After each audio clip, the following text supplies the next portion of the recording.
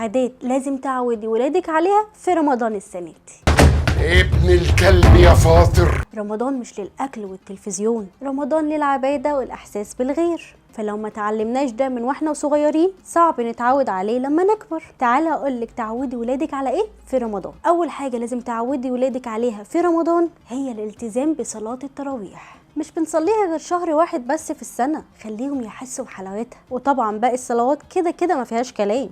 صحيح، واحنا ليه بنصوم؟ لازم يتعودوا ان هم ما يكتروش في الاكل، رمضان مش للاكل قلنا. وفي العيد وزنهم هيزيد وصحتهم هتتعب من الكعك والبسكوت. ولازم يتعودوا كمان انهم يتحكموا في ارادتهم، وده من افضل رمضان علينا. وكمان لازم تعوديهم انهم يشاركوا في توزيع شنط رمضان وتحضيرات موائد الرحمن علشان يحسوا بغيرهم وتكون عندهم سنة وعادة. والاهم انهم ما يضيعوش رمضان في التلفزيون والمسلسلات، نظم لهم وقت يهتموا فيه بالقرآن وتدبيره. رمضان فرصة لينا ولولادنا إننا نقرب لربنا، وما تقطعوش التلفزيون والنت، بس نبقى عارفين أولوياتنا وحاسبينها كويس. أنا نرمين لطفي، وده بيتك ومطرحك.